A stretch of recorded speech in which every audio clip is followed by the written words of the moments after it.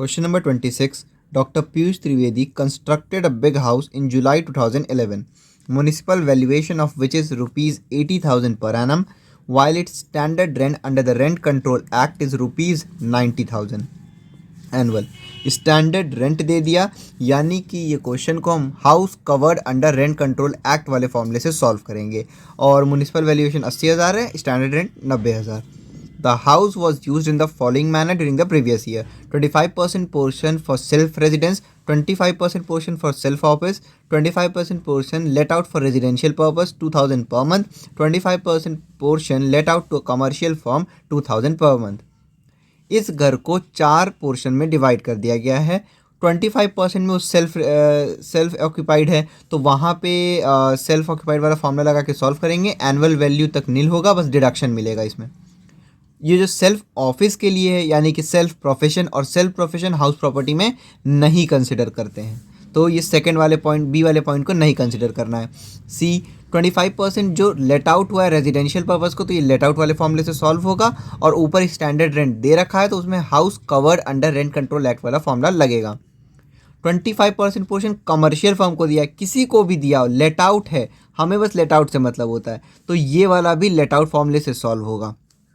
Other particulars of the house are as follows: municipal corporation tax 12,800, actual payment during the previous year 2021-22 9,000 rupees.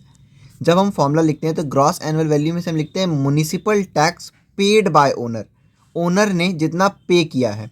तो यहाँ हुआ तो 12,800 था, लेकिन पे सिर्फ 9,000 हुआ है, तो हम सिर्फ इस 9,000 को इस क्वेश्चन में कंसिडर करेंगे. जब सेल्फ रेजिडेंस में करेंगे तो 9,000 का 25% वहाँ चला जाएगा. जब ये late out for residential purpose करेंगे तो 9,000 का 25% इसमें चला जाएगा, क्योंकि सब 25% ही है. वैसे ही सेम जब कमर्शियल फर्म का लेट आउट वाला कैलकुलेट करेंगे तो उसमें भी 9,000 का 25% जाएगा. रिपेयर्स हम लेते नहीं हाउस प्रॉपर्टी में, ग्राउंड रेंट्स भी नहीं लेते हैं. Annual charge 4,000 created by will buy father, ये भी हाउस प्रॉपर्टी में नहीं आएगा. फायर इंश्योरेंस प्रीमियम भी नहीं आएगा. रेंट कलेक्शन चार्जेस ये भी नहीं आएगा. He had taken a loan from housing board to construct the house at the rate 12% per annum of rupees 2 lakh.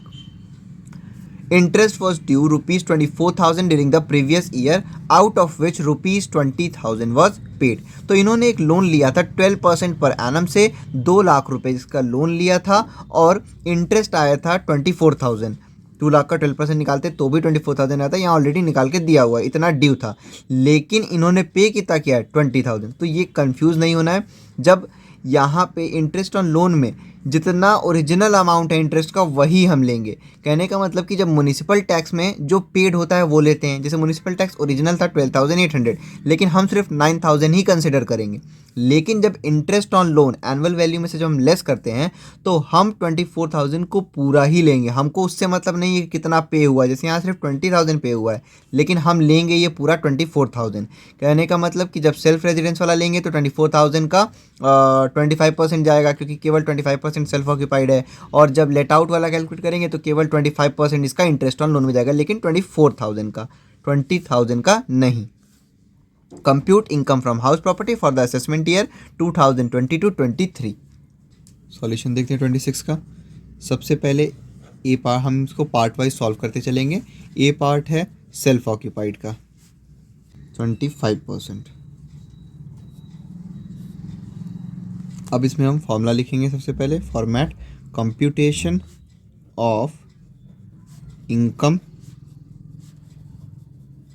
From house property, फिर फॉर द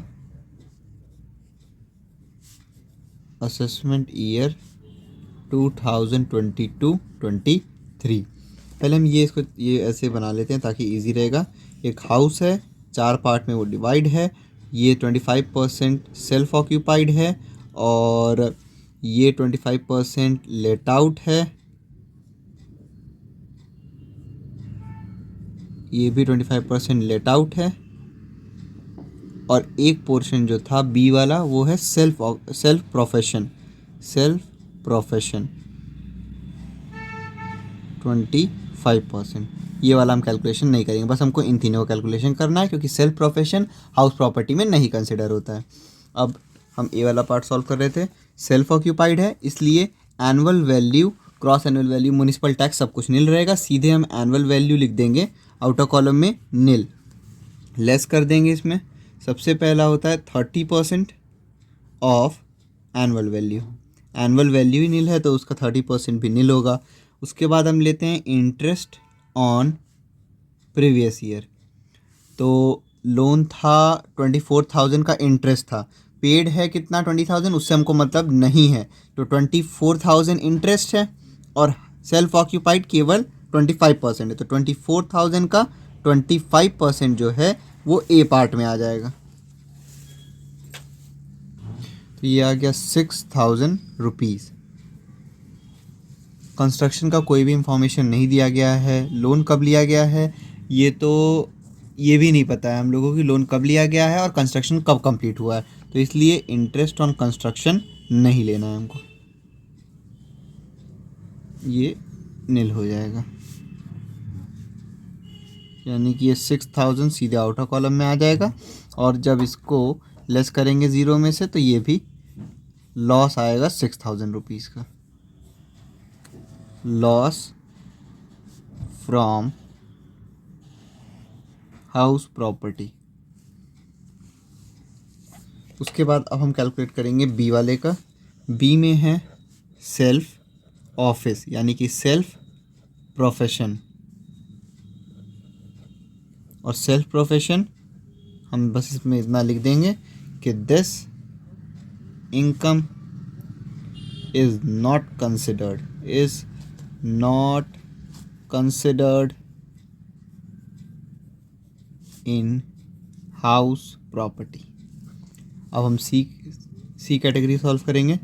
सी है आपका let out for residential purpose, let out portion C. अब इसमें भी हम format बना लेंगे, computation of income from house property for the assessment year 2022-2023। Covered वाला है तो स्टैंडर्ड रेंट दे रखा है तो कवर्ड वाले फॉर्मूले से सॉल्व होगा। सबसे पहले हम ले लेंगे म्युनिसिपल वैल्यू, फिर एक्चुअल रेंट और फिर fair rent. Municipal valuation total house की है 80,000, लेकिन ध्यान रखना है लेट आउट केवल 25% है, इसलिए 80,000 का 25% लेंगे, और 80,000 का 25% आ जाएगा 20,000 रुपीज़। उसके बाद एक्चुअल रेंट बोला गया 2,000 per month, 2,000 rupees into 12, 24,000 rupees. उसके बाद फेयर रेंट क्वेश्चन में नहीं दे रखा है, तो इन दोनों में जो ग्रेटर है वो हम यहाँ लिख देंगे, यानी कि 24,000 ग्रेटर। उसके बाद हम इसमें लेते हैं एक्चुअल रेंट और स्टैंडर्ड रेंट। एक्चुअल रेंट है वही जो ऊपर आया था 24,000 रुपीज़, 2,000 इंटू 12, और स्टैंडर्ड रेंट क्वेश्चन में पूरे घर का दे रखा है 90,000 रुपीज़, तो 90,000 इंटू 25%, क्योंकि केवल 25% ही लेट आउट है, तो 90,000 का 25% ये आ जाएगा 22,500। अब इन दोनों में से जो ग्रेटर है यानी कि 24,000 वो हम यहाँ लिख देंगे। उसके बाद जो इन दोनों ग्रेटर अमाउंट में जो लोअर अमाउंट होता है वही हो जाता है हमारा ग्रॉस एनुअल वैल्यू, तो ग्रॉस एनुअल वैल्यू हो गया 24,000 रुपीज़। अब इसमें से हम लेस करेंगे तीन चीज़। पहला, municipal taxes paid by owner, municipal tax paid by owner, और ओनर ने था तो 12,800 रुपीज़, लेकिन ओनर ने केवल 9,000 रुपीज़ पे किया है, तो 9,000 रुपीज़ तो पूरे घर का पे किया है और लेट आउट केवल 25% है, इसलिए 9,000 का 25%, 9,000 रुपीज़ का 25%, 2,250।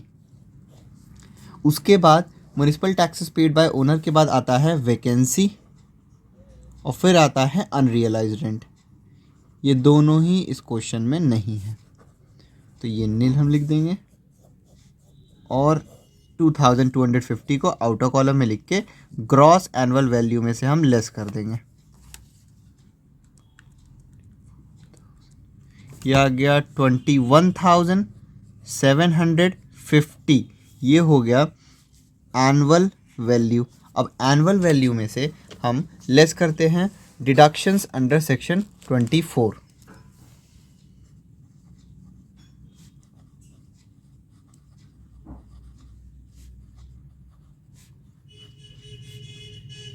पहला डिडक्शन होता है 30% ऑफ एनुअल वैल्यू, तो 30% ऑफ एनुअल वैल्यू है 21,750। 21,750 का 30%, ये आ गया 6,525। उसके बाद सेकेंड पॉइंट में हम लेते हैं इंटरेस्ट ऑन प्रीवियस ईयर। तो इंटरेस्ट है 24,000 का, और जितना इंटरेस्ट होता है हम वही लेते हैं। पेड कितना है हमको उससे मतलब नहीं है, तो पूरा इंटरेस्ट है 24,000 और घर केवल 25% ही लेट आउट है, इसलिए 24,000 पूरे घर का था तो 25% हमने इसका कर लेंगे। 24,000 का 25%, ये आ गया 6,000 रुपीज़। और लास्ट होता है इंटरेस्ट ऑन कंस्ट्रक्शन। ये कुछ भी इसके बारे में इंफॉर्मेशन नहीं दिया, इसलिए इसको नील ले लेंगे। अब इन दोनों को ऐड करके आउटर कॉलम में लिख देंगे। ये हो जाएगा आपका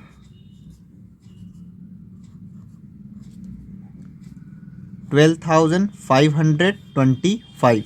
अब इसको हम लेस कर देंगे 21,750 में से, तो ये आ जाएगा 9,225। ये हो गया इनकम फ्रॉम हाउस प्रॉपर्टी, ये आ गया सी हाउस का। अब हम कैलकुलेट करेंगे डी का। डी पोर्शन भी लेट आउट है, किसको लेट आउट है हमको उससे मतलब नहीं है, तो ये भी वैसे ही सॉल्व होगा। और स्टैंडर्ड रेंट दे रखा है तो कवर्ड वाले फॉर्मूले से सॉल्व होगा। फॉर्मेट बना लेंगे इसका पहले, computation of income from house property for the assessment year 2022-2023। Let out है और कवर्ड है, तो इसका फॉर्मूला लिखते हैं पहले। म्युनिसिपल वैल्यू, एक्चुअल रेंट और fair rent. Municipal value total दे रखा है 80,000 रुपीज़, और हम केवल उसका 25% लेंगे क्योंकि केवल 25% लेट आउट है कमर्शियल पर्पज़ के लिए। तो इसको सॉल्व कर लेंगे तो ये आ जाएगा 20,000 रुपीज़। एक्चुअल रेंट है 2,000 रुपीज़ और 12 मंथ्स के लिए है तो 24,000 रुपीज़ आ जाएगा। और फेयर रेंट नहीं दे रखा है, तो इन दोनों में से जो ग्रेटर है वो हो जाएगा हमारा ग्रॉस, सॉरी ये भी ग्रेटर, उसके बाद एक स्टेप और जाएंगे क्योंकि ये कवर्ड वाला है। फिर उसके बाद यहाँ हम लिखेंगे एक्चुअल रेंट और स्टैंडर्ड रेंट। एक्चुअल रेंट वही 2,000 रुपीज़ इंटू 12 यानी कि 24,000 रुपीज़, और स्टैंडर्ड रेंट टोटल पूरे हाउस का है 90,000 और लेट आउट केवल 25% है, इसलिए सिर्फ 25% ही 90,000 का लेंगे, तो 22,500। अब इन दोनों में से जो ग्रेटर है वो हम यहाँ लिख देंगे। उसके बाद ये जो दोनों ग्रेटर आए हैं 24,000 24,000, इन दोनों में जो लोअर है तो ये दोनों ही बराबर हैं, तो हम कुछ भी लिख दें इन दोनों में से एक, तो 24,000 रुपीज़ हो गया हमारा ग्रॉस एनुअल वैल्यू। इसमें से हम लेस करते हैं तीन चीज़। पहला, municipal taxes paid by owner, जितना सिर्फ पेड है, तो पेड कितना है ओनर के द्वारा 9,000 रुपीज़, तो 9,000 पूरे घर का है, 25% इसका निकाल लेंगे तो ये आ जाएगा 2,250। उसके बाद लेते हैं वैकेंसी और लेते हैं अनरियलाइज्ड रेंट, ये दोनों ही इस क्वेश्चन में नहीं हुआ है।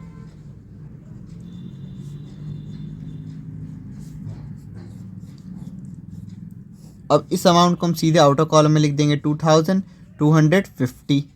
इसको लेस कर देंगे हम क्रॉस एनुअल वैल्यू में से, तो ये आ जाएगा 21,750। ये हो गया एनुअल वैल्यू। अब एनुअल वैल्यू में से हम लेस करेंगे deductions under section 24।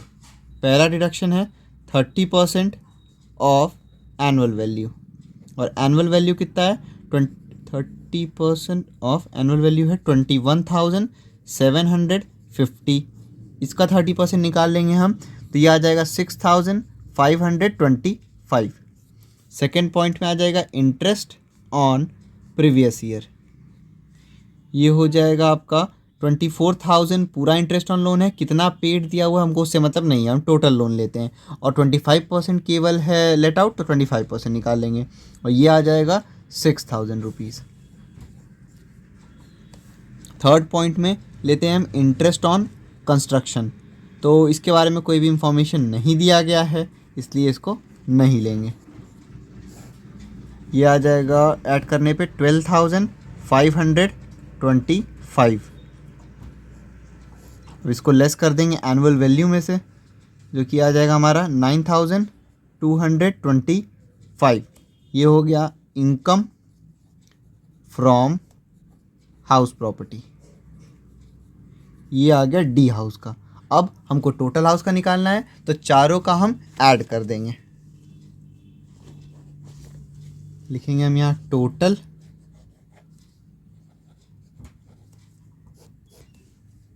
Income from house property. तो ए हाउस से हुआ है 6,000 रुपीज़ का लॉस। बी जो है सेल्फ प्रोफेशन, तो उसको हमको कंसिडर ही नहीं करना है। सी जो है उससे आया है 9,225, और डी जो है उससे भी आएगा 9,225। इसको सॉल्व कर लेंगे हम, तो ये आ जाएगा आपका 12,450। ये हो गया total income from house property of doctor Piyush Tiwari.